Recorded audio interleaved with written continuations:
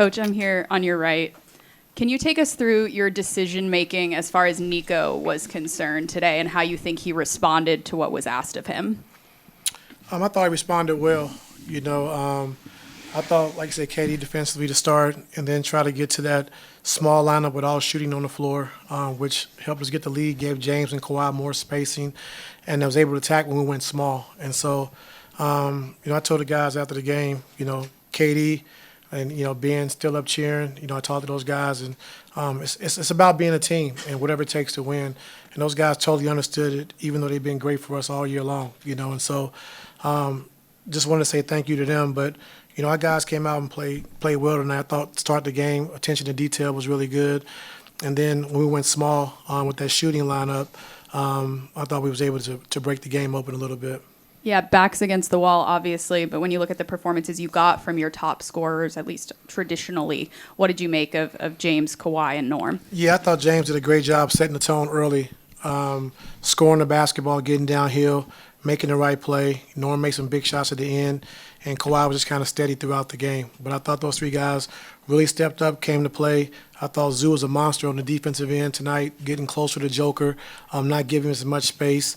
And, Joker it's just hard. If you double team him, he's going to pick you apart with his passing. If you stay at home, he's going to score, and so I give our guys credit just staying with it, don't get deflated. And, we did a good job just keeping our head. Ty, when you talked about checking their temperature and it was great, what was it about those conversations that basically assured you and assured them that you guys could win this game? That they were positive. They were positive and understood that, the series could have been 3-2 our way easily, and so just staying the course. They're a really good team. They have 5 starters, 4 of the starters returning, been there for like 4 or 5 years. They won a championship, and they know how to play. And so, coming out at, Game 5 at their place, they were really aggressive. I thought Joker really led the charge with Jamal Murray, stepped up and having 43. But I thought early on Joker was aggressive. Then that opened everything up with Jamal Murray. And so we just got to stay the course. Game 7 is going to be tough, but we're ready for the challenge. Ty, this is kind of a 2-part question. Is there a reason why you didn't start Batum, or like you kind of wanted to save that for the second half? It was part 1, and then part 2 is when you go to that small lineup, what do you have to do defensively to keep Jamal in check, right? Or to keep their, if you trade defense for offense, you obviously have to still play some defense out there. Because I wanted to get to the small lineup against their second unit with. Like I said, with shooting, we had Norm, Bogey, Nico, Kawhi, and James. DJ was in there for a stretch, but then we brought Norm in.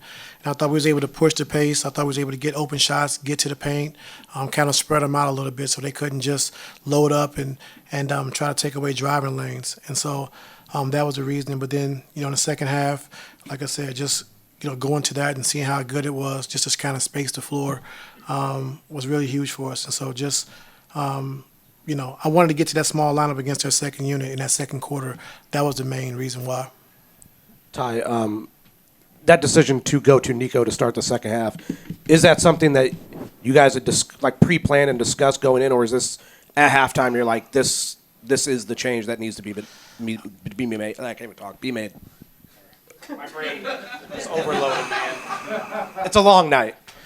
Yeah, I was just going over it, the last 24 hours of just different rotations to try to exploit what they were doing, and so I thought KD would get us out to a great, defensive start to start the game, and then I can get to that small lineup that I wanted to get to against DeAndre Jordan on the floor and give us spacing, and it worked, and so in the second half, I thought having the space in the way James and Kawhi were able to attack, I thought really opened up the floor.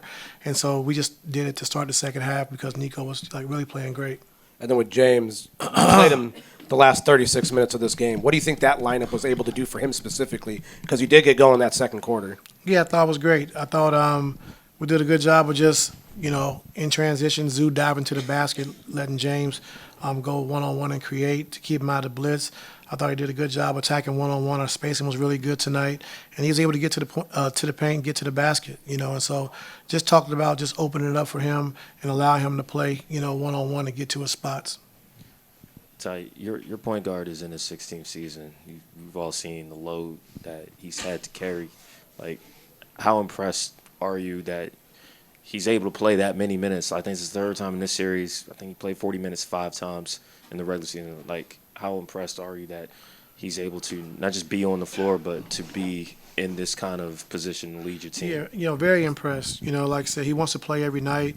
He's in great shape, trained for these moments. He wants to play, and so I knew, with the lineup that I wanted to get out there in the second quarter, he would get a quick breather. Kawhi came back in for him, and then we brought James back to start the second quarter to really give us some offensive firepower, and it worked, and so he got worn down, got a little tired. I took a couple timeouts to try to, to save him. But like I said, he wanted to play, he wanted to compete, and like I said, he brought us home tonight. Ty, you've been in Game 7s before. What are those games like? What does it take, and what do you expect you guys need to do to win a Game 7? Come out with a defensive mindset and then in attack mode on both sides. Like, we know each other's plays. We know what we're trying to do. We know how we're trying to exploit mismatches. And we just got to go for it, lay everything out on the line. And these are what you live for, growing up as a kid, being in the playoffs, Game 7s.